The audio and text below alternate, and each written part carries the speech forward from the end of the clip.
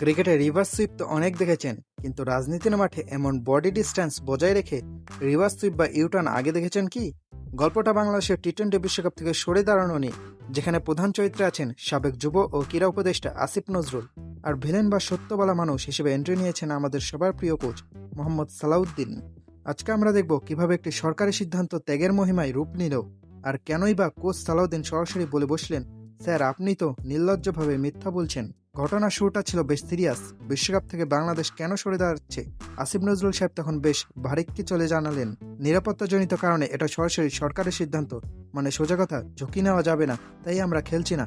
বেশ পরিষ্কার কথা, জাতীয় ভাবলো, যাক অন্তত নিরাপত্তার কথা তো ভাবা হচ্ছে। কিন্তু গল্পের টুইস্ট তো তখনও বাকি। কয়েকদিন যেতে না যেতেই উপদেষ্টার মুখে শোনা গেল অন্য সুর। তিনি হঠাৎ করে বলে বসলেন, আসলে এটা সরকারের চাপিয়ে দেওয়ার সিদ্ধান্ত ছিল না, বরং জাতীয় মর্যাদার সাথে বিসিবি আর খেলোয়াড়রা নাকি স্বেচ্ছায় এই ত্যাগ স্বীকার করেছেন।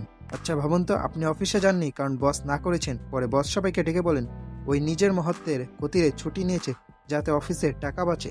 আপনার অবস্থা কেমন হবে? ঠিক এই অবস্থাই হলো শান্ত লিটনদের। সিদ্ধান্ত নিল সরকার, অথচ ক্রেডিট দেওয়া হলো খেলোয়াড়দের ঘাড়ে।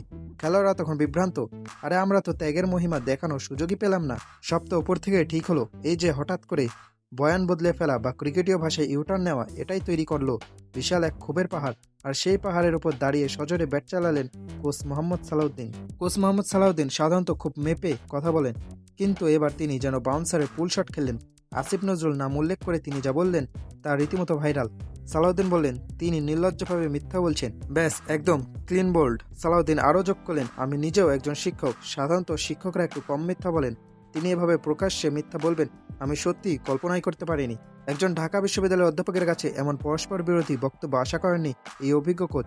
সালাউদ্দিনের কথা পরিষ্কার, রাজনীতি করুন ঠিক আছে, কিন্তু খেলোয়াড়দের ইমোশন আর দেশের মর্যাদা নিয়ে এমন লুডো খেলাটা মানা যায় না। ক্রিকেটে ভুল শট খেলে বড়জোর আউট হওয়া যায়, কিন্তু প্রশাসনিক পদে বসে এমন ইউটার্ন নিলে বিশ্বাসযোগ্যতাটাই আউট হয়ে যায়।